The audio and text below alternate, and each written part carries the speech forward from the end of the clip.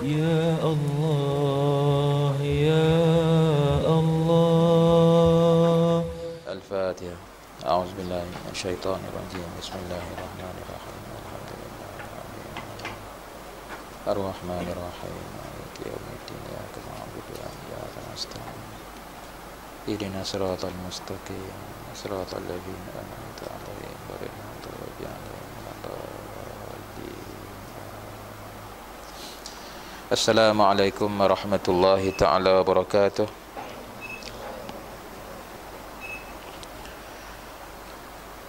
Alhamdulillahi rabbil alamin. Wassalatu wassalamu ala sayyidil mursalin wa ala alihi wa sahbihi ajma'in.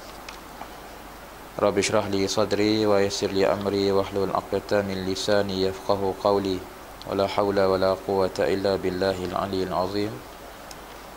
Wala haula wala quwwata illa billahil aliyyil azim. Wala haula wala quwwata illa billahil aliyyil azim. Berkata Al-Imam Al-Ghazali rahimahullahu ta'ala, wa nafa'ana bihi wa bi'ulumi fid darain amin. Katanya, wahai anakku yang tercinta, Hatim Al-Asam, murid Syaqiq Al-Balkhi rahimahullahu ta'ala pernah ditanya oleh gurunya, engkau telah belajar daripadaku selama 30 tahun lamanya, maka apakah ilmu yang telah engkau dapatkan daripadaku? Hatim Al-Asam menjawab, aku telah dapat menghasilkan 8 faedah daripada segala yang aku pelajari. Pada khidmat saya, 8 faedah ini sudah memada untukku, kerana aku mengharapkan padanya keselamatan dan kesejahteraanku pada hari kiamat nanti. Lalu Syaqiq berkata, apa dia 8 faedah itu? Hatim Al-Asam menjawab, 8 faedah itu ialah: faedah yang pertama, sesungguhnya aku telah melihat kepada makhluk-makhluk yang ada di dunia ini. Lalu aku mendapati bagi setiap makhluk ini mesti ada sesuatu yang dikasihinya dan diasyikinya. Dan aku melihat pula bahawa ada sebahagian daripada sesuatu yang dikasihi itu hanya menemani kekasihnya sehingga ke masa ia sakit sahaja. Dan ada pula yang sentiasa menemaninya sehingga ke dalam kubur, manakala yang lainnya akan terus balik dan tidak mahu untuk bersama-sama dengan kekasihnya di dalam kubur. Ia akan membiarkan kekasihnya tinggal seorang diri di dalam kubur. Lalu aku terus berfikir dan akhirnya aku membuat kesimpulan bahawa sebaik-baik kekasih itu ialah kekasih yang setia mengiringi kekasihnya ke dalam kubur dan menjadi penghibur dan teman setia. Dan tidak ada kekasih yang bersedia untuk berbuat demikian selain daripada amal yang saleh. Maka aku terus menjadikan amalan saleh ini sebagai teman dan kekasihku, supaya ia dapat menerangi kuburku dan menghibur hatiku, dan sudah pasti ia tidak akan meninggalkan aku duduk bersendirian. Alhamdulillah, saudara-saudari yang hadir semua, kita pada malam ini dapat menyambung kembali pengajian talaqi kita yang telah pun terhenti sekian lama. Kita mulakan dengan kitab Ayyuhal Walad. Kita berada pada nasihat yang ke-15, betul, yang diberi tajuk oleh penterjemahnya sebagai 8 wasiat Hatim Al-Asam rahimahullahu ta'ala. Jadi kalau kita nak mengkaji siapakah yang dikatakan Hatim Al-Asam dan gurunya Syaqiq Al-Balkhi, maka tidak kita boleh merujuklah kepada kutub tarajum. Terutamanya kedua-dua ini, mereka ini dikenali sebagai golongan sufi. Jadi di antara kitab yang kita boleh rujuk iaitulah kitab Hilyatu Al-Awliya lil Imam Al-Asbihani rahimahullahu ta'ala. Ataupun kalau itu merupakan sebuah kitab yang agak besar, di sana ada ringkasan kepada Hilyatul Awliya yang dipanggil sebagai Sifatul Safwah. Kita boleh baca kitab itu, boleh tengok siapakah yang dikatakan Hatim Al-Asam dan gurunya Syaqiq Al-Balkhi rahimahullahu ta'ala, yang kedua-duanya itu dianggap di antara para ulama yang mempunyai kecenderungan kepada bidang tasawuf Bahkan mereka itu dikenali sebagai ahli sufi, ahli sufi, bukan mutasawwif. Mutasawwif ini bermakna orang yang buat-buat sufi, dia tak sufi mana pun. Dia tak sufi mana pun, dia berlakon jadi sufi. Yang berlakon ni tak terpakai. Jadi dalam bidang Islam ni dia tidak ada lakonan. Dia mesti daripada dalam, bermula daripada hati. Daripada itulah dia akan keluar, akan sampai ke anggota-anggotanya yang lain. Jadi pegangannya bermula dengan akidah. Jadi apabila akidah itu disuburi, dibajai, disubur, dia akan bertambah mantap sampai ke peringkat yang dikatakan orang itu akan takut kepada Allah Subhanahu Wa Taala dengan sebenar-benar takut, sama ada mereka itu taat pada Allah, sama ada taat batinnya ataupun taat juga pada zahirnya. Batin taat sudah semestilah, insya-Allah. Yang dikatakan zahir juga akan taat kepada Allah Subhanahu Wa Taala. Jadi kemungkinan apabila dibajai dengan amalan-amalan, dengan wirid-wirid, yang dikatakan wirid itu tidak lain dan tidak bukan iaitulah ke semua amalan-amalan soleh yang ada dalam Islam itu. Kalau kita baca kitab Tarbiyatuna, kalau kita baca kitab Ghiza Al-Ubudiyah, sebuah risalah kecil yang dimasukkan dalam sebuah buku, kaila namdi ba'idan an ihtiyajatil asar. Ini merupakan sebuah buku karangan seorang ulama haraki, iaitulah almarhum Ustaz Said Hawa rahimahullahu ta'ala. Walaupun dia haraki, tapi dia haraki sufi, sufi yang haraki, sufi yang dia juga merupakan seorang ulama yang mengetahui di mana waqi', di mana realiti umat Islam pada hari ini. Maka dalam itu dia ada satu risalah kecil yang bertajuk Ghiza Al-Ubudiyah. Jadi di antara Ghiza Al-Ubudiyah itu dihuraikan, di antaranya disebut sebagai zikir. Jadi menurutnya yang dikatakan zikir itu semua amalan Islam, termasuklah yang juga salah satunya dikatakan al-amru bil ma'ruf wa nahyu 'anil munkar, ataupun dikatakan melaksanakan apa yang Allah Subhanahu Wa Taala suruh dan meninggalkan apa yang Allah Taala tegah. Itu pun sebenarnya zikir. Ialah orang itu dia tidak akan melakukan apa yang Allah Taala suruh, melainkan dia ingat Allah. Dan orang itu juga dia tidak akan meninggalkan apa yang Allah Taala larang, melainkan dia juga ingat Allah dan duk tahu kata Allah tu duk pati dia. Jadi ialah inilah yang kita kena masukkan dalam diri kita setiap ketika, sama ada ketika mengaji, sama ada ketika belajar, sama ada di mana saja, di tempat pengajian ataupun di luar pengajian. Biarlah benda itu merupakan benda yang sentiasa tersemat dalam diri kita. Sifat yang kita katakan sebagai takut Allah Subhanahu Wa Taala, kita suburkan, kita bajaikan, insya-Allah dia akan meningkat. Inilah yang dibicarakan terutamanya oleh ulama-ulama tasawuf yang berkaitan dengan maqamat.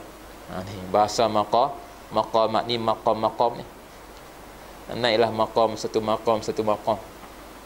Kalau kita belajar hadis yang berkaitan dengan anta'budallah ka'annaka tarahu, anta'budallah ka'annaka tarahu fa illam takun tarahu fa innahu yaraka. Paling tidak mungkin kita akan mendengar di antaranya huraian ulama mengatakan seorang hamba itu mestilah berada di antara dua maqam. Satunya dipanggil sebagai maqam muraqabatullah, maqam muraqabah. Dan satu lagi dikatakan sebagai maqam musyahadah. Musyahadah ini iaitulah kita mempunyai perasaan Allah Ta'ala tu tengok kita. Muraqabah, kita duk apa ni, kita duk apa ni. Musyahadah macam kita ni macam menghadap Allah. Muraqabah ni satu perasaan seolah-olah merasa Allah tu duk parti kita. Jadi dia kena ada dua tu. Antara dua tu okey, insya-Allah ibadat yang kita buat tu selamat, diterima oleh Allah Subhanahu Wa Taala. Sebaliknya kalau berada di bawah maqam muraqabah, Yang ni menyebabkan ibadat yang kita buat tu tidak mempunyai sebarang kesan. Tambah-tambah lagi nak sampai musyahadah macam mana, muraqabah. Semayang, tapi semayang tu semayang yang dialah kita ke sana macam-macam lah. Jadi kita tidak termasuk di bawah ataupun tidak berada dikatakan di bawah maqam muraqabatullah. Tak termasuk langsung dalam maqam tu. Jadi kalau tak termasuk tu, maknanya ibadat kita tu tak selamat. Jadi kisah yang berlaku di antara Hatim Al-Asam dengan gurunya ini, gurunya telah macam test dia lah, uji dia, tanya dia, apakah yang kamu dapat sekian lama bersama dengan aku? Dikatakan di sini 30 tahun. Memang zaman dulu ni ulama di sambil belajar dengan gurunya, mereka bukan semata-mata belajar, tetapi mereka juga dikatakan bersohbah. Kalau kita terima dalam bahasa Melayu kita ni, bersahabat. Bersohbah dia itu bukan bersohbah biasa, tapi selalunya anak murid itu merupakan orang yang berkhidmat kepada gurunya. Biasalah macam tu. Zaman dahulu, zaman dulu dia tak macam sekarang ni. Sekarang ni sistem gotong royong tu dah tak ada kan. Dulu dia kuat gotong royong. Saya mesti ingat, selalunya kalau rumah orang alim di kampung itu, mereka tidak ada masalah lah sebab mempunyai anak murid yang ramai. Nak pindah rumah dan sebagainya itu tidak ada hal. Tak ada masalah, beres belaka. Jadi mungkin itu zaman yang saya masih ingat, saya dapat melihat sendiri keberadaan tersebut ketika mana berada di kampung satu ketika dahulu. Tapi kemungkinan zaman dulu lagi, termasuklah di zaman ini, di zaman yang dikatakan sebagai zaman salafun salih. Salafun salih, mereka merupakan generasi salaf yang dirahmati oleh Allah Subhanahu wa taala. Jadi tentulah hubungan itu lebih akrab. Jadi sebagai seorang guru, maka dia pun nak tahu jugalah apa yang anak muridnya selama ni belajar dan dapat daripada dia. Apakah yang ilmu yang dia sampaikan itu merupakan ilmu yang bermanfaat ataupun tidak. Cuma alhamdulillah, pelajarnya ini ataupun santrinya ini alhamdulillah telah berjaya memberi jawapan yang nampak kata ini ada kaitan dengan apa ni, bukan dengan akhirat. Jadi ilmu yang kita dapat ni sepatutnya kita ikatkan dengan akhirat. Biarpun kita belajar ilmu dunia, tapi di hujungnya kita nak sampai ke negara akhirat, nak selamat di sana. Tengok yang pertamanya bagaimana dia dapat daripada pengajaran gurunya, dia dapat perhatikan tentang makhluk Allah Subhanahu wa taala, sama ada manusia ke, sama ada bukan manusia, kesemuanya mempunyai kekasih dan orang yang disayangi. Tapi kalau kekasih itu dia sayang kepada seseorang, maka orang yang disayangi itu sakit, mungkin setakat itulah dia teman. Tapi kalau orang yang disayangi itu meninggal dunia, dia masuk sekali tak? Dia tak masuk lah. Siapa pun tak masuk kan? Siapa pun tak masuk. Saya sendiri melihat tentang Malik Hussein meninggal dunia. Malik Hussein ni dia telah memerintah negara Jordan lebih daripada 30 tahun. Ketika dia meninggal dunia tu, saya melihat segala apa yang dia sayang itu dibawa ke kubur. Keluarganya, isterinya, bekas isterinya, anak-anaknya, putera-putrinya dibawa. Semua mereka datang ke kubur. Dan di antara yang banyak-banyak bawa itu, iaitulah yang saya masih ingat, saya melihat sendiri dalam TV lah ketika itu, iaitulah mereka bawa kuda putih yang dia sayangi, dibawa bersama ke kubur. Tapi kuda tu masuk tak? Tak masuk lah, balik lah. Balik. Jadi itulah hakikat yang dikatakan kehidupan kita di atas muka bumi ni. Setakat tu sajalah. Tak masuk. Jadi sebab itulah yang dikatakan kalau macam tu keadaannya, apa jadi? Apa yang akan masuk tu? Tidak lain dan tidak bukan ialah amalan yang kita bawa, iman dan amal soleh yang kita bawa bersama-sama dengan kita, yang bawa kesama yang akan menjadi siapa ni? Menjadi teman setia kita semasa dalam alam kubur itu. Inilah yang mungkin ilmu ini ataupun kita katakan kepahaman ini yang dipahami oleh Hatim Al-Asam ini mungkin diambil daripada mana? Daripada hadis Rasulullah sallallahu alaihi wasallam yang menyebut yang akan mengikut seseorang itu ke kubur ialah tiga kan? Apa tiga tu? Ahluhu wa maluhu wa amaluhu, iaitulah keluarganya, hartanya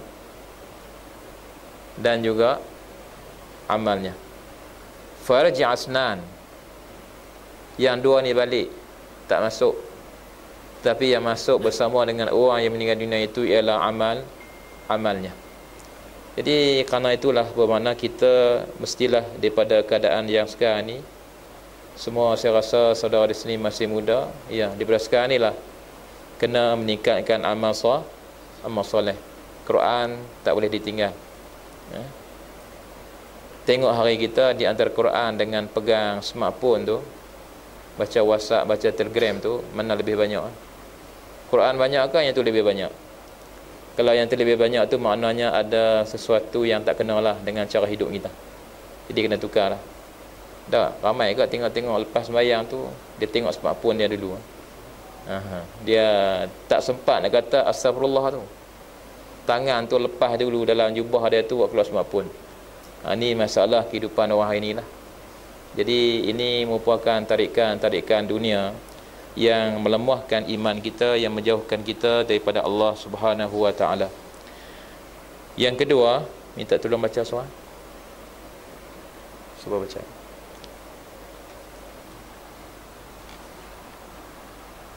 Faedah kedua, sesungguhnya aku melihat sekalian makhluk ini sentiasa mengikuti kehendak nafsu mereka dan bersegera menunaikan apa jua kehendaknya. Lalu aku memimpikan firman Allah Subhanahu wa taala yang berbunyi, wa amma man khafa maqama rabbih wa nahan nafsa 'anil hawa fa innal jannata hiyal ma'wa. Surah An-Nazi'at ayat 40-41. Ini maksudnya, dan adapun orang yang takut akan berdiri di hadapan Tuhannya dan menahan nafsu daripada kehendak-kehendaknya, maka orang itu akan dijadikan baginya syurga itu sebagai tempat tinggalnya. Daripada pemikiranku terhadap ayat ini, maka timbul satu keyakinan di dalam hatiku bahawa Al-Quran itu adalah benar dan nafsu itu mesti dimusuhi. Lalu aku pun menjadikannya sebagai musuh dan berjuang untuk menentangnya. Dan aku tidak pernah memanjakannya sehingga ia tunduk kepadaku dan merasa puas hati dengan tugasnya untuk taat dan beribadat kepada Allah Subhanahu wa taala. Jadi perkara yang kedua ini iaitulah berkaitan dengan nafsu. Ada aduwika nafsuka allati baina jambaika. Musuh kamu yang paling hampir dengan kamu iaitulah nafsu kamu. Ada aduwika. Musuh yang paling bahaya ke atas kamu iaitulah nafsu kamu yang berada bersama-sama dengan kamu. Jadi semua ni kita ada nafsu. Cuma Islam ini dia ada caranya. Nafsu itu bukan dimatikan. Islam mengiktiraf nafsu itu merupakan salah satu hakikat kejadian manusia. Jadi Islam tidak buang nafsu. Sebaliknya Islam telah meletakkan cara macam mana nak mendidik nafsu. Nafsu kena dijaga, kena dibela juga. Tapi cara nak bela tu macam mana? Ikut cara Islam lah. Ikut cara Islam. Macam mana belanya? Kalau kita tengok dalam ayat Quran ini, iaitulah cara nak jaga nafsu supaya dia selamat. Iaitulah nafsu itu perlu dikawan. Jangan dia bersama dengan hawa. Kalau nafsu saja tak apa, jangan dia bercampur dengan hawa. Inilah yang disebut dalam Quran tu, wa nahan nafsa 'anil hawa. Wa nahan nafsa 'anil hawa. Jadi orang yang dapat mendidik nafsunya, dia kawan nafsunya, menyebabkan nafsu itu tidak hawa. Nafsu itu tidak cenderung kepada perkara-perkara yang jahat. Kalau nak buat jahat, dialah diputuskan, maka orang ni dianggap sebagai orang yang berada di maqam yang tinggi. Bahkan orang ni layak mendapat apa yang disebut sebagai syurga. Selalu penceramah tu kadang-kadang dia kata Tok Su tu tak apa, jangan dia berkawan dengan Tok Hawa ya. Dia kawan dengan Tok Hawa punah. Jadi dia kena asingkan lah. Bermakna kita tidak buang nafsu. Ini Islam dia berbeza dengan agama Kristian ke? Tidak. Islam ini mengatakan nafsu tu dia ada caranya bagaimana nak mendidik dia. Kalau dah ada masalah sangat, ya kamu kena puasa. Kalau itu pun tak jadi pula, ya kamu di sana adanya disyariatkan apa yang disebut sebagai perkahwinan. Kalau kamu makan, bermakna ingatlah sama, sulusun di tu'amihi wa sulusun di syarabihi wa sulusun di nafasihi. Kena ingatlah sama, jangan habis semua. Makan tu makan habis, untuk menapas pun tak ada tempat. Kalau tak ada tempat untuk menapas, apa jadi? Mati ya. Jadi mati. Jadi nafsu inilah yang cuba dididikkan oleh ulama-ulama tasawuf, dan inilah yang ditekankan dalam kitab-kitab tasawuf berkaitan dengan didikan nafsu, diterbiah daripada nafsu yang dipanggil sebagai yang paling bawah, yang dikatakan sebagai nafsu ammarah bisu. Dididik mungkin meningkat sampai ke peringkat nafsu lawamah. Ditingkatkan lagi mungkin sampai ke peringkat nafsu mutmainnah. Kalau dah mutmainnah tu sedap lah. Ya ayyatuhan nafsul mutmainnah irji'i ila rabbiki radiyatan mardiyah. Jadi dalam ayat itu disebut perkataan mutmainnah. Di dalam ayat yang lain juga Allah Subhanahu wa taala menggunakan bahasa ala bizikrillah tatmainnul qulub. Perkataan yang sama. Jadi menunjukkan kata nak dapat tamakninah, nak dapat ketenangan ini dia ada caranya. Caranya yang disebut dalam Islam, yang disebut dalam Quran. Dalam ayat tu saja tidak ada cara yang kita faham, iaitulah mesti adanya zikrullah. Jadi zikrullah yang kita faham di sini iaitulah zikrullah dalam pahamannya yang syumul, yang umum. Bukan mesti la ilaha illallah kita. Zikir alhamdulillah banyak, tapi tak sembahyang. Tak jadilah. Ini yang saya katakan mesti dipahami dengan maknanya yang umum, yang lengkap. Apa jua amalan, sama ada yang wajibnya, sama ada yang sunatnya, sama ada yang mustahabnya, kesemuanya itu merupakan amalan-amalan yang boleh kita anggap sebagai zikrullah, membawa kita ini mendekati kepada Allah Subhanahu wa taala. Adapun apa yang dipahami terutamanya oleh ulama-ulama yang terlibat dalam bidang tarekat, memasukkan zikir-zikir sebagai amalan kepada anak murid mereka, maka itu juga masih lagi dianggap sebagai zikrullah. Itu salah satu bentuk seorang guru yang menterbiah anak muridnya. Maka di sanalah lahirnya apa disebut dengan pelbagai kumpulan-kumpulan tariqah. Kita ada tariqah yang setiap tarikat itu kalau kita perhatikan dia mempunyai zikir-zikirnya yang tertentu. Ada Syaziliyahnya, ada Naqsyabandiyahnya, macam-macam. Jadi selagi mana zikir itu zikir yang tidak terkeluar dari syariat, berpandukan kepada hadis-hadis Rasulullah sallallahu alaihi wasallam, berpandukan juga perkataan-perkataan para ulama yang tidak menyalahi syariat, maka selama itu dikatakan zikir itu adalah zikir yang boleh diamalkan. Jadi ialah kadang-kadang tu yang kadang-kadang orang dengar tu pelik-pelik tu. Dia kata macam mana ni zikir ni, bolehkah? Allahu bolehkah? Bolehkah? Allah hai bolehkah? Boleh tak boleh tu kena belajar dululah. Jangan mudah-mudah kata ini bid'ah, ini tidak pernah berlaku di zaman dahulu, tidak diboleh dibuat oleh Rasulullah SAW dan sebagainya. Masalah ini masalah yang dialah ulama debatkan. Kalau dah ada pendapat mengatakan tak boleh buat, kamu tak mau buat, sudahlah. Tapi kalau ada ulama lain mengatakan boleh buat, selagi mana ada fatwa ulama, bermakna di situ bermakna bagi orang awam ini dia boleh memilih fatwa-fatwa ulama tadi dengan tidak menyalahkan mana-mana pendapat orang lain. Yang jadi salahnya kalau orang tu dia suka menyalahkan orang lain. Itu jadi masalah sikitlah. Kalau ada fatwa dia tak mau buat, tak apa. Orang lain nak buat, tak apa. Jangan kacau. Itu masing-masing lah kan. Masing-masing apa berdasarkan siqah kepada guru-guru yang dahulu. Tapi dia lah tempat kita ni, kalau kita buat zikir secara berdiri, orang terkejut tak? Tadi kita baca apa tadi? Baca apa? Ratib hadap tadi. Duduk baca duduk selalu. Tiba-tiba kita main satu hari baca sambil berdiri. Badan ke depan, ke belakang, kiri, kanan. Kelang kabut tak orang? Kelang kabut kan? Mungkin yang dia dah berzikir dengan guru tu dah 20 tahun dah pun, dia pun kelang kabut juga. Tapi kalau kita pergi ke setengah-setengah negara umat Islam, negara Mesir umpamanya, itu merupakan amalan-amalan yang biasa dipraktikkan oleh mereka.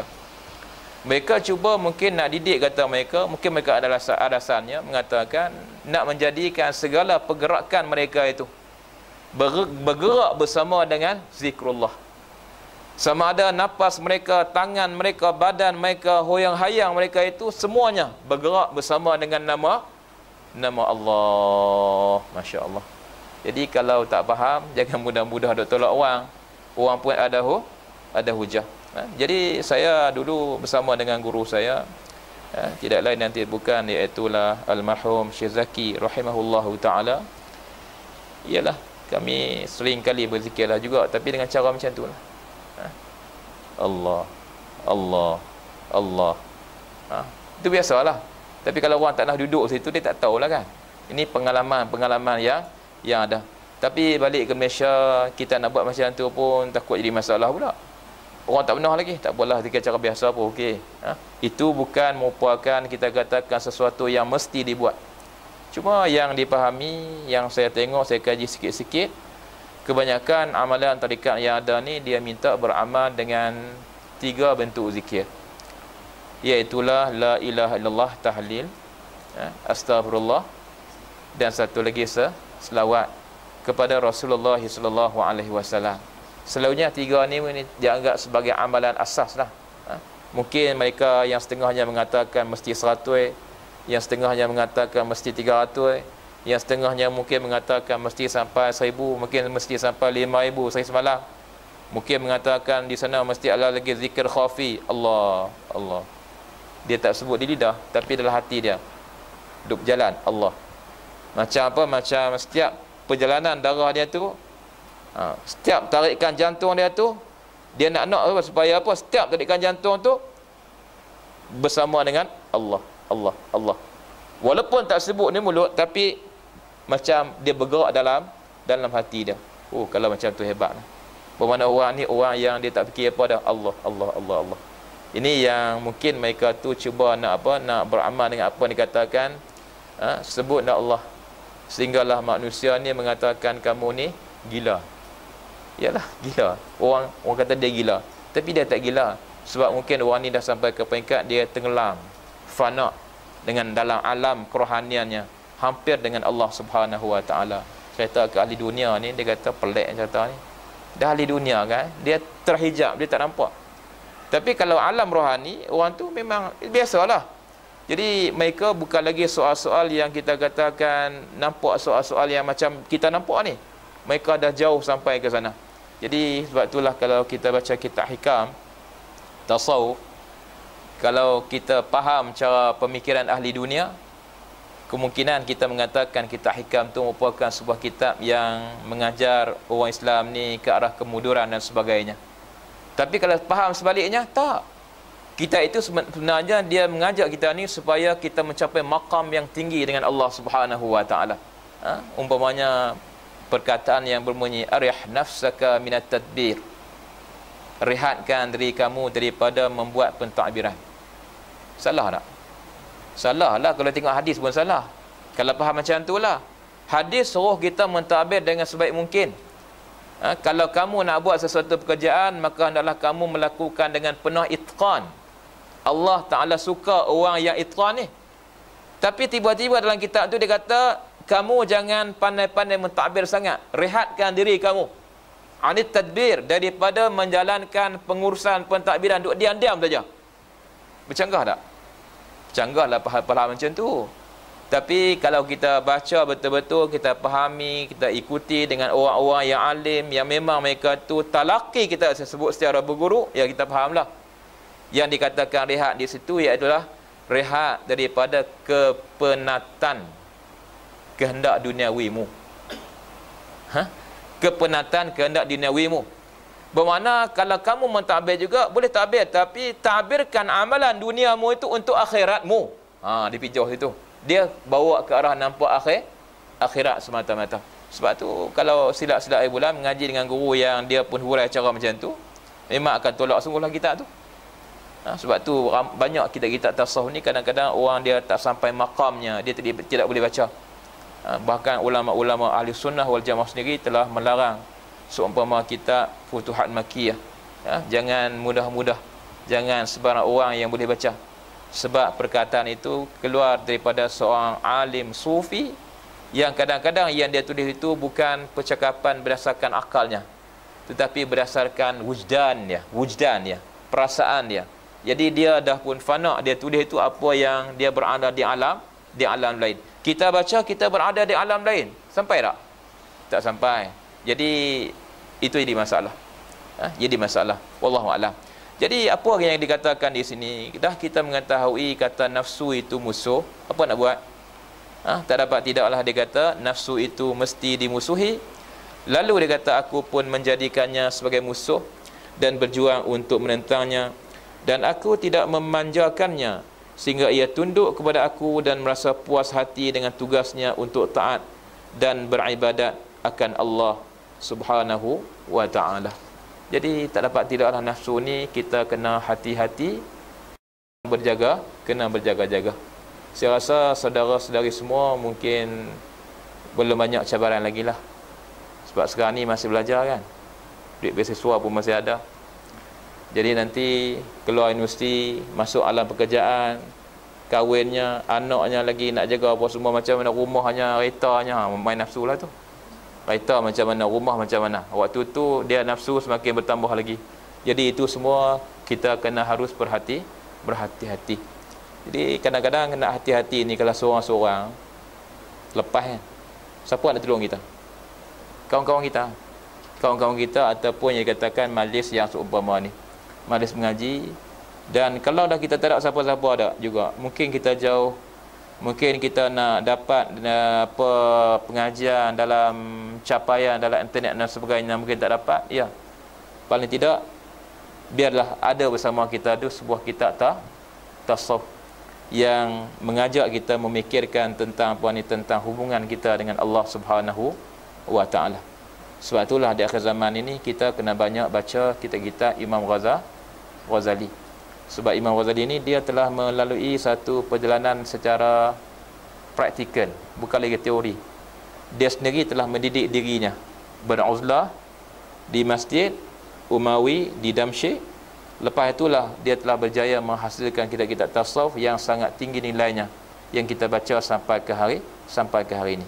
Jadi sebab itulah tak dapat tidak kitab yang seumpama ni, kalau kita dah baca dah habis, ulang balik. Sebab kita anggap dia merupakan tazkirah untuk diri kita, bukan untuk orang lain, untuk diri kita sendiri. Wallahu a'lam. Baik. Faedah yang ketiga, sebelumnya aku melihat setiap orang berusaha untuk mengumpulkan benda-benda dunia ini sebanyak-banyaknya. Kemudian lalu ia menahannya dan tidak mahu mendermakannya. Lalu aku memikirkan akan firman Allah Ta'ala yang berbunyi, ma'indakum yanfad wa ma'indallahi baq. Al-Quran ayat 96. Ini maksudnya apa yang ada di sisimu itu akan habis dan pahala yang ada di sisi Allah itu adalah kekal. Lalu aku pun terus suka mengorbankan apa jua yang aku dapatkan daripada harta benda dunia, dan aku pula membahagikannya di kalangan fakir dan miskin, supaya harta benda itu menjadi pahala yang tersimpan di sisi Allah Ta'ala. harta yang kita makan jadi apa ya? Jadi najis ya. Harta yang kita makan jadi najis, harta yang kita pakai jadi lusuh, luntur, buruk. Tapi harta yang kita sedekahkan, ya, yang itulah yang akan kekal di sisi Allah Subhanahu wa ta'ala.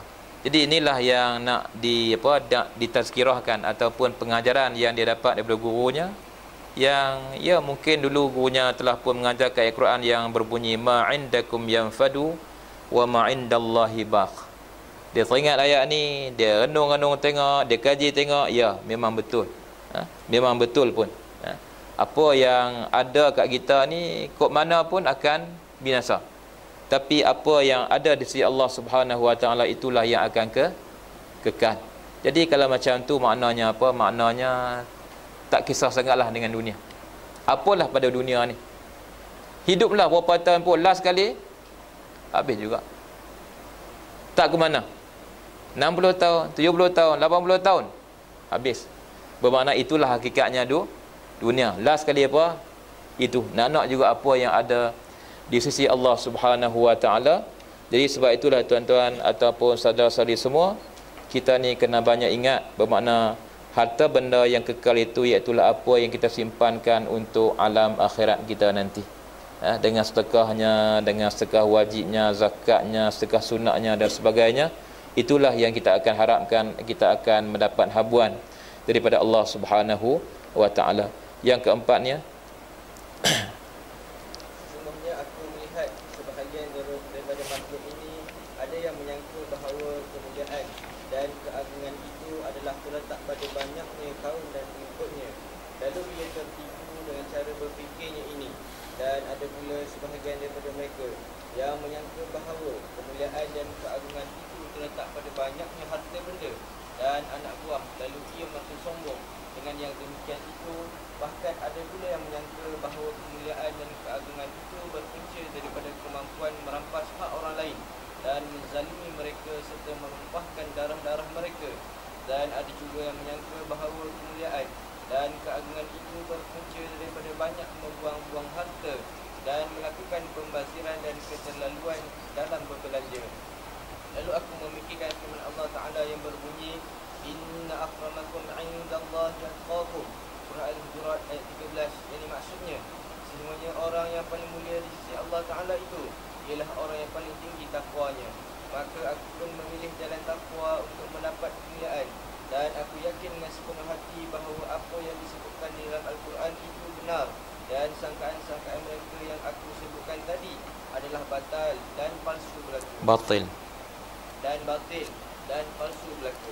Memang pula apabila kita perhatikan, ialah semua orang nak apa yang dikatakan kemegahan, keagungan, kemuliaan, nak pangkat, nak kedudukan, nak harta, ialah. Tapi itu semua orang kata itu merupakan tanda orang tu dimuliakan Allah. Tapi kalau kita bawa benda itu semua kita letakkan dengan Quran, tak, Quran mengatakan yang dimuliakan Allah itu ialah taqwa. Jadi kalau harta yang kita dapat itu bukan dengan jalan takwa, bukan juga digunakan untuk bertakwa, apa gunanya harta? Kalaulah pangkat yang kita dapat itu bukan dengan cara takwa, digunakan pula pangkat itu bukan juga untuk bertakwa, apalah guna pangkat itu? Anak ramai pun macam tu, harta banyak pun macam tu, pengikut banyak pun macam tu. Kadang-kadang Imam Ghazali ni dalam kitab ini, dia bukan hanya menegur orang biasa, tetapi dia tulis kitab ni kadang-kadang dia tegur juga para ulama. Sebab yang dikatakan penyakit hati, yang dikatakan sifat dalaman ni, dia bukan serang orang biasa saja, ulama pun kena juga. Kadang-kadang para asatizah pun kadang-kadang mereka juga sombong dengan ilmu mereka. Dia kata, engkau ni belajar berapa hari, nak ajar aku. Dia ada faham kata dalam bidang ni, dia kata yang junior ni mesti dengar dia senior. Tak betul. Sepatutnya dia tengoklah yang mana teguran itu. Kalau teguran betul, walaupun datang dia seorang budak yang kecil, dia kena terima. Apatah lagi kadang-kadang masuk dengan keadaan pengikutnya yang ramai, mungkin dia datang sifat bongkok, sombong dan sebagainya. Kadang-kadang lepas itu apa jadi? Dia boleh keluar pelbagai fatwa, boleh bercakap dengan pelbagai percakapan. Yang ni bahaya. Yang ni bahaya. Jadi kalau kita perhati sekarang ni cukup banyaklah dalam dunia yang dikatakan dunia alam apa ni? Alam maya. Banyak kan? Macam-macam kita tengok di situ, cakap macam tu, cakap macam ni. Itu yang berani cakap tu kata tasawuf ni macam Ayat apa? Ayat acak tu pun dia cakap tu. Jadi macam tu. Jadi bahaya. Macam-macam percakapan yang ada.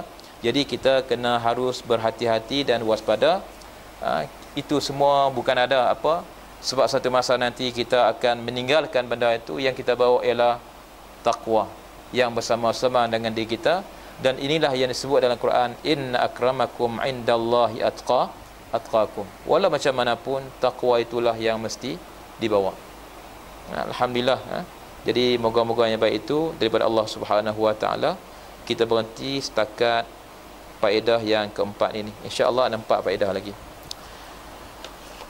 Kita masuk dalam kitab Minyatul Musalli. Kita berada pada rukun solat yang keduanya.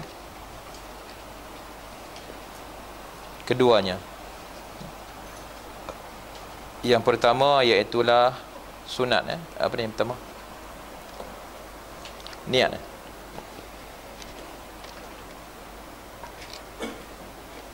Betul. Pertamanya niat, itu dah selesai. Jadi kita masuk kepada yang keduanya. Qala al-musannif rahimahullahu ta'ala wa nafa'ana bihi wa bi'ulumihi fid daraini amin. Qala, katanya keduanya. Dapat semua? Muka surat berapa tak tahu? Kalau nuskah saya ni muka surat 8. Ada muka surat apa? Nuskah saya ni dia lain sikit. Keduanya takbiratul ihram. Maka sebab dinamakan takbiratul ihram kerana diharamkan bagi orang yang halal baginya. Kerana diharamkan bagi orang yang halal baginya dahulu daripada takbir, daripada segala yang membinasakan sembahyang. Dan tertentulah lafaz takbir atas orang yang kuasa bertutur dengan dia. Allahu Akbar, dengan dimulai Allah daripada akbarnya. Jadi yang kedua ni kita bercakap tentang rukun solat yang kedua. Rukun, perkara yang tidak dapat tidak, mesti ada. Kalau tiada rukun ni bermakna tidak ada solat lah. Solat itu dianggap sebagai tak sah. Dan takbir ini dinamakan sebagai ihram, diambil daripada perkataan ahrama. Ahrama yuhrimu ihraman. Apa makna ahrama? Iaitulah, kalau dalam bahasa Melayu ni diterjemahkan sebagai dia mengharamkan sesuatu. Kenapa? Kerana orang yang mengangkat takbir ini, kalau sebelumnya dia boleh buat macam-macam, tapi sekarang ni dia telah tidak boleh buat. Dia terikat dengan peraturan, dengan undang-undang solat yang dia telah mulakan itu. Tidak boleh makan, tidak boleh minum, tidak boleh, bahkan tidak boleh tidur ya. Boleh tidur dalam solat? Tak boleh lah. Keduanya takbiratul ihram.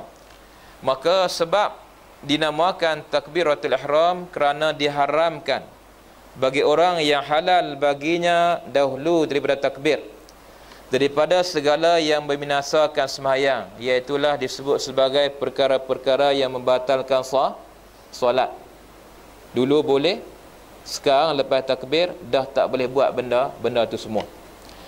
Dan tertentulah lafaz takbir atas orang yang kuasa bertutur, yang mampu bercakap, yang mampu menggerakkan lidah mulutnya, dia mesti menggerakkan, mesti bertakbir. Kalau tak mampu, tak payah. Kalau tak mampu, tak payah takbir. Dia tidak boleh bercakap, orang bisu, angkat tanganlah. Tapi dalam apa, dalam ingatan dia tu, dia tahulah ada caralah ajak dia, kata itu merupakan cara masuk solat. Cuma dia nak sebut Allahu Akbar tu tak boleh. Angkat Allahu Akbar tak boleh sebut, tapi dalam diri dia, dalam hati dia ada ingatan apa? Allahu Akbar itu. Baik, keduanya. Dan tertentulah lafaz takbir atas orang yang kuasa bertutur dengan dia, tertentu bermakna khusus lafaz tu saja. Takbir, Allahu Akbar, bukan lafaz lain. Lafaz Allahu Akbar dengan dimulai dengan Allah daripada akbarnya. Bermakna apa tu? Mesti sebut Allah lah, bukan mesti sebut akbar dulu. Akbarullah. Ataupun dia mungkin mengaji bahasa Arab, dia pandai sikit, dia kata kalau akbarullah ni nak faham makna apa, dia tukar sikit, dia kata ukabbirullah. Ukabbirullah ada makna tu, aku membesarkan Allah. Boleh tak? Tak sah juga.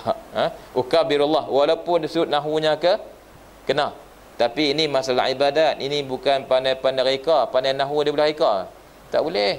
Tambah-tambah ibadat ini merupakan ibadat yang wajib di sini. Kalau yang sunat-sunat tu tak apalah, nak tambah-tambah reka-reka sikit, nak pergi sesuai dengan nahu. Subhanallah, subhanallah, subhanallah. Dia kata lama dah duk zikir subhanallah. Tiba-tiba dia mengaji ilmu nahu. Ustaz dia kata subhanallah ni sebenarnya adalah merupakan maf'ulun mutlaqun, maf'ul mutlaq, bagi fi'il yang mahzuf, fi'ilnya dibuang. Asalnya ialah usabbihu subhanallah. Lama dah dia kata dia ucap subhanallah ni. Hari ni nak baca pula dia kata usabbihu subhanallah, usabbihu subhanallah. Boleh tak? Boleh tak? Salah ke tak? Salah tu tak, cuma pelik lah. Salah tu tak kan, pelik lah. Cuba ramai-ramai pergi buat macam tu dalam masjid UAE tu, apa jadi? Orang tanya ni mazhab mana ni, tarikat mana pula? Wallahu a'lam. Jadi jangan buat pelik lah daripada orang. Jangan buat pelik. Jangan letakkan diri kita tu di tempat tumahan orang. Yang asalnya dah macam tu daripada Nabi pun subhanallah, lebih baiklah subhanallah sajalah. Walaupun dari segi nahunya, dari segi i'rabnya tak salah, bahkan itu yang asalnya usabbihu subhanallah.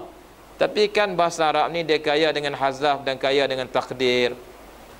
Dia ada hazaf, dia ada takdir. Jadi dihazafkan fi'il itu, dihazafkan fi'il usabbihu. Jadi asalnya ialah usabbihu subhana. Dibuangkan fi'il itu, maka kita buang hak tu, kita tak baca dah hak tu. Kita baca subhana saja. Subhana sajalah. Tak payah duk pandai-pandai lagi nak tambah-tambah, nak kembali balik kepada kaedah nahwu yang asal. Nanti orang pergi bertengkar dengan dia, dia pun suka bertengkar dengan orang. Dia kata ni asalnya. Ni memang ikut nahwu ni, dia kata. Ini yang asalnya. Yang kamu buat tu, yang kamu kita beramal selama ni tu apa tu? Itu dia kata dianggap sebagai bukan yang asal. Yang asalnya yang sebelum dibuang. Sebelum dibuangnya apa? Usabbihu subhanallah. Kelang kabut masyarakat. Tak payahlah. Macam ustaz kita tu saya dengar semalam ke 2 malam lepas, dia kata nama-nama Allah Ta'ala ni ada yang dikatakan 99 tu sebenarnya 27 tu dia kata tak betul, kena buang 27. 99 tolak 27. 99 yang dia kata dilaungkan, dikumandangkan dalam TV, dalam radio dan sebagainya, dia itu hak tu tak betul. Hak tu tak sahih. Yang sahihnya dia kata kena buang sebanyak 27 nama. Pula dah tak nak dengar pun. Ni benda-benda baru orang suka bawa. Dia lah kalau bawa benda baru macam tu jadi popular kan, terkenal cepat. Bawalah cepat kepada masyarakat kita. Angkatlah masuk YouTube dan sebagainya. Ini yang berlaku dalam masyarakat kita. Wallahu a'lam. Baik. Apa lagi dia kata? Mana tu? Dengan dimulai dengan Allah daripada akbarnya, dan wajib disertakan niat itu, yakni qasad dan ta'yin. Apa tu? Saya tak boleh baca tu.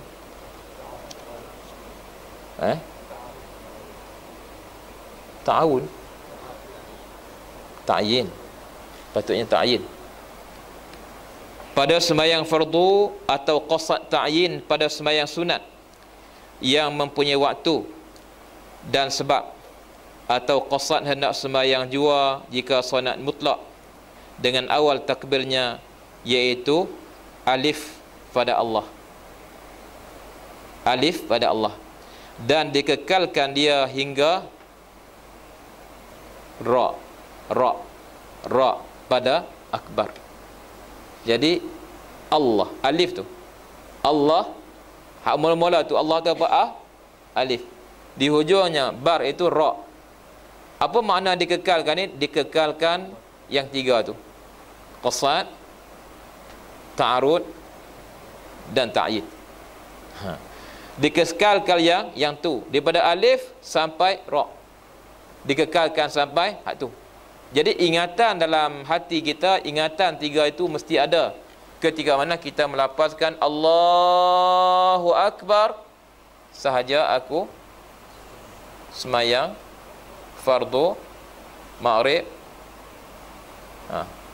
Yang tu kena ada tiga tu, sahaja aku semayang satuan fardu maghrib. Jadi kalau dalam kitab-kitab Arab ni dia ada qasdun, ta'arrudun, ta'yin. Kalau dikatakan qasdun itu qasad semayang tu, qasdun li solah. Kalau ta'yin itu, kalau dikatakan ta'arrudun itu ialah ta'arrudun lil fardiyah, mesti ada fardu tu. Dan kalau dikatakan ta'yin itu ialah nama solat, yang ini mesti ada. Tengok balik.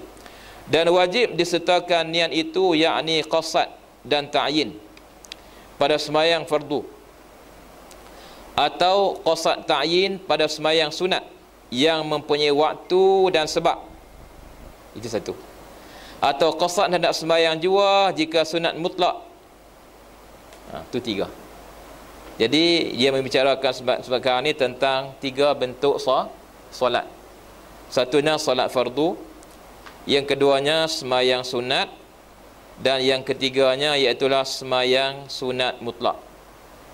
Semayang fardu, yang keduanya semayang sunat yang mempunyai waktu dan sebab, dan yang ketiganya semayang sunat mutlak. Jadi pada semayang sunat mutlak ni apa? Usalli. Dah Allahu Akbar, mesti ada apa dalam hati kita? Usalli, aku solat. Dah selesai. Tapi bagi semayang sunat yang ada waktu, dia kena ada apa tu? Kena ada dua. Apa dua? Apa ada? Dua. Ada yang dikatakan apa tu? Dan qasad ta'yin pada semayang sunat sahaja aku semayang apa? Sunat apa? Sunat zuhur ba'diyah. Dia kena ada tu, kena ada dua. Adapun yang dikatakan semayang fardu ialah yang saya macam huraikan tadi, kena ada tiga itulah, fardu, semayang dan juga nama solat itu kena ada. Baka mana tu?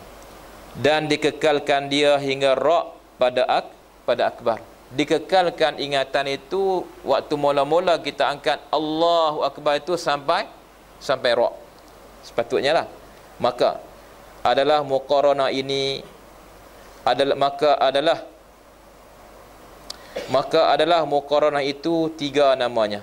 Pertama, muqaranah kamaliyah, iaitu menghadar yang tersebut itu daripada qasad dan ta'arud dan ta'yin pada fardu, hadir pada hatinya ketikanya pada alif Allah, maka dikekalkan dia hingga ra pada akbar.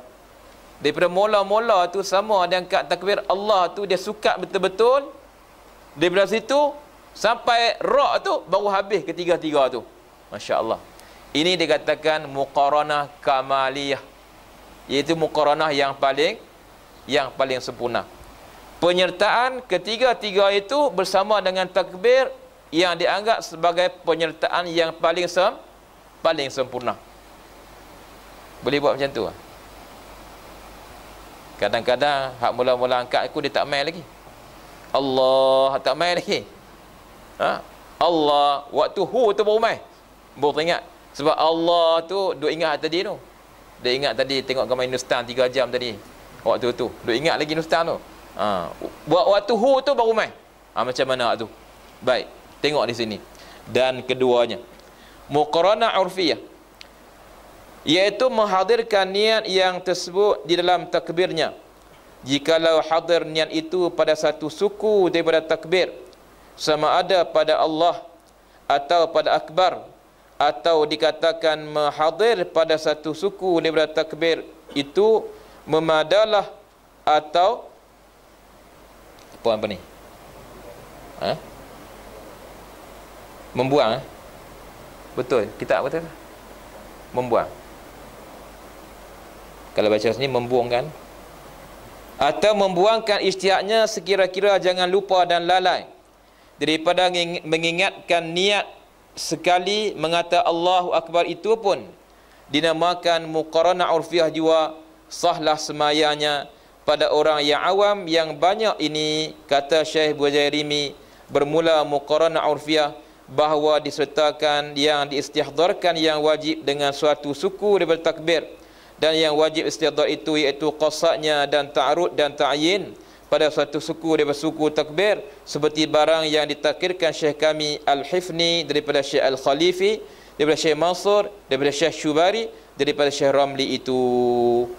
Ini dipanggil muqaranah urfiyah. Muqaranah urfiyah ni dia angkat takbir Allahu Akbar, hak ketiga-tiga tadi ni nak letak dekat mana?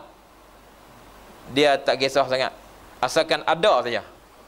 Dia pun tak boleh nak bayangkan daripada awal ke tengah ke, tapi dia kata memang berlaku waktu tu. Memang berlaku tiga-tiga tu, memang berlaku ketika mana dia kata Allahu Akbar, memang berlaku. Itu pada urufnya. Ini dipanggil sebagai muqaranah urfiyah. Ini terpakai ke tak? Okey, itu terpakai. Itu diterima. Tidak ada masalah. Sebagaimana yang dipegang ataupun diterangkan oleh Syekh Bujairimi. Ketiganya dipanggil muqaranah hak saya ni kurang jelas. Muqaranah tauzi'iyah, iaitu mesuku-suku akan suku niat pada suku takbir, iaitu dimuqaranahkan qasad pada Allah dan ta'arud pada apa ni? Pada Allah. Waktu kata Allah tu, Allah sebelum tu, ketika itu dimuqaranahkan apa? Dimuqaranahkan sahaja aku solat. Allah dalam hatinya sahaja aku solat.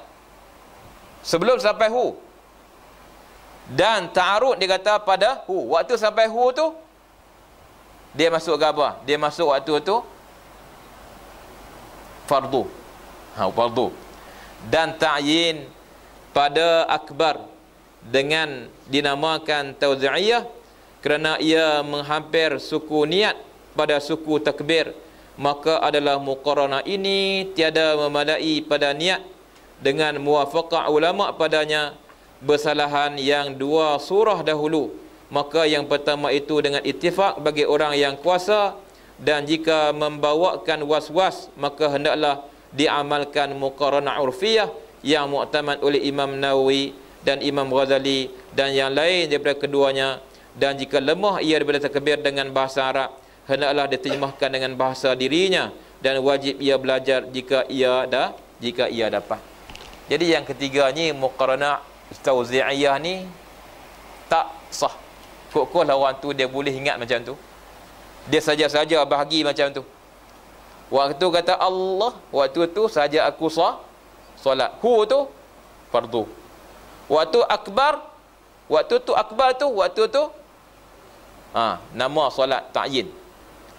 Dia memang bahagi betul-betul macam tu. Sah ke tak sah? Jawapannya kalau ikut yang dipatuakan oleh para ulama di sini, tak lepas, tak sah lah. Adapun yang terbaiknya ialah yang pertama kamaliyah, terutamanya bagi orang yang memang di awal itu sama-sama angkat takbir Allah, sama-sama Allah, dia terus masuklah niat dia, dan niat tu berlanjutan, berterusan sampai bar. Ini terbaik. Cuma hak jenis itu kadang-kadang ni orang tu ada yang jenis payah. Sebab apa payah ni? Dia Allah banyak kali sangat. Allah tak selesai masalah. Ini ada kaitan dengan walhan allazi yuwasisu fi sudurin nas. Ni syaitan. Ini kerja dia. Jadi syaitan ni kita kena faham lah. Bukan yang kita faham kata syaitan ni dia kacau orang, menyebabkan orang meracau, merasuk, itu tak. Kalau kita tak meracau, tak merasuk pun tapi kita malas solat, syaitan juga kadang-kadang kacau kita. Kita malas melakukan amal ibadat, ni kerja syaitan juga. Kita malas mengaji, syaitan juga. Mengaji mengantuk, syaitan juga. Dia ada apa tu? Dia duduk ni, duduk dekat pelupuk mata tu, jadi apa? Jadi berat mata kita, lena tu weh. Jadi syaitan juga. Yalah, kadang-kadang letih ustaz. Letih lah. Kadang-kadang tak letih pun mengantuk. Sembang tak letih pun. Ngaji letih. Itu syaitan juga. Ni panggil syaitan. Jadi ialah di samping apa kita kata, kita usaha cara fizikal supaya kita sihat tubuh badan dan sebagainya, kita juga mesti ada amalan rohani. Jadi amalan rohani ni bermakna kita kena tahulah juga cara macam mana nak dinding kita daripada amal daripada syaitan ni. Jadi kalau boleh tu bermakna amalan wirid semalam jangan ditinggalkan.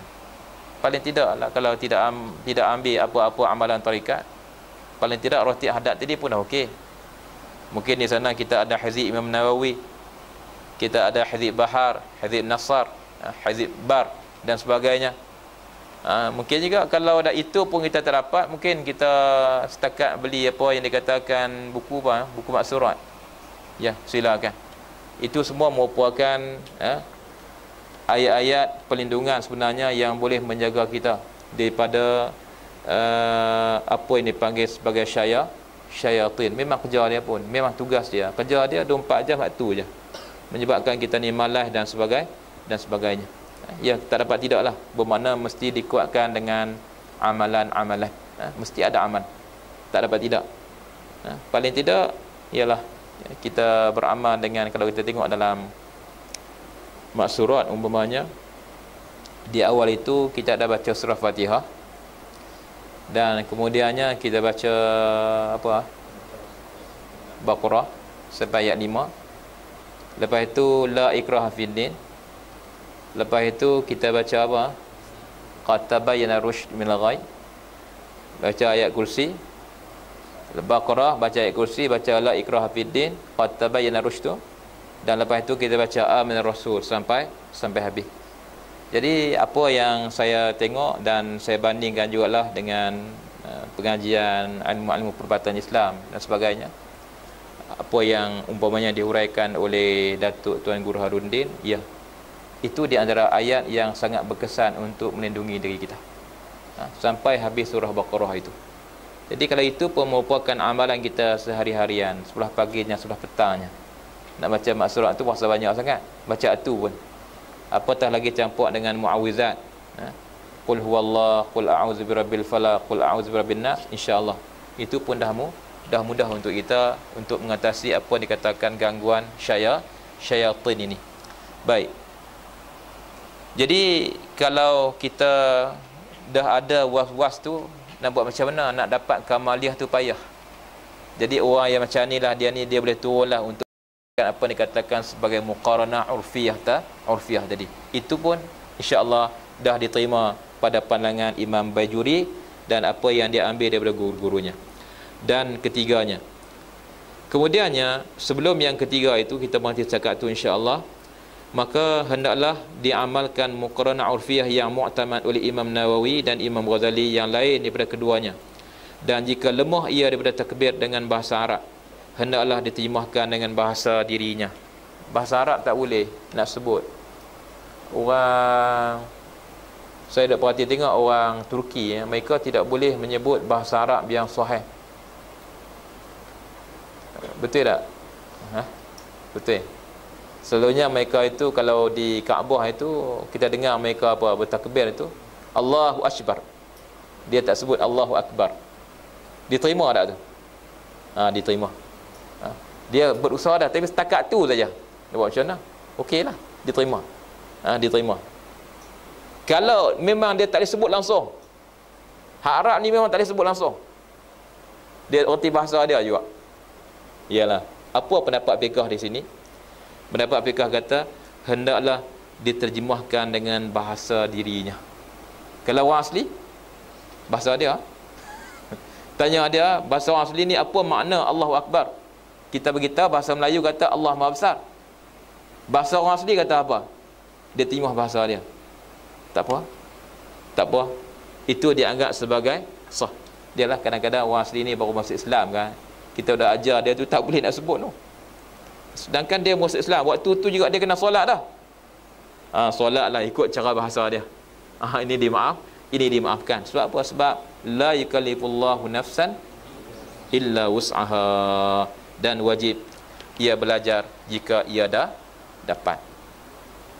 Bagi orang yang macam tu, walau macam mana keadaan pun, dia wajib sentiasa belajar sampai satu masa nanti insya-Allah dia dapat. Kena belajar jugalah, sebab sembahyang ni tak sah kecuali dalam bahasa Arab, kecuali kalau tak mampu juga. Nak buat macam mana? La yukallifullahu nafsan illa wus'aha. Wallahu a'lam. Jadi kita berhenti setakat itulah. Moga-moga yang baik daripada Allah Subhanahu wa taala. Bismillahirrahmanirrahim. Allahumma anfa'na bima 'allamtana bi rahmatika ya arhamar rahimin. Rabbana iftah bainana wa baina qaumina bil haqq wa anta khairul fatihin. Allahumma inna nas'aluka ridhaka wal jannah wa na'udzubika min sakhatika wan nar. Allahumma ja'alna minal mukhlasin bi rahmatika ya arhamar rahimin. Allahumma inna nastaudi'uka dinana wa anfusana wa ahlana wa auladana wa amwalana wa kulla syai'in a'taitana. Allahumma ja'alna wa iyahum fi kanafika wa amanika wa a'yadika min kulli syaitanin marid wa jabbarin 'anid wa dhi'inin wa dhibagh wa min syarri kulli dhi syar'in innaka 'ala kulli syai'in qadir. Allahumma jammilna bil afiyati was salamah wa haqiqna bit taqwa wal istiqamah wa a'izna min mujibatin nadamah innaka sami'ud du'a. Rabbana atina fid dunya hasanah wa fil akhirati hasanah wa qina azabannar walhamdulillahi rabbil alamin. Assalamualaikum warahmatullahi taala wabarakatuh.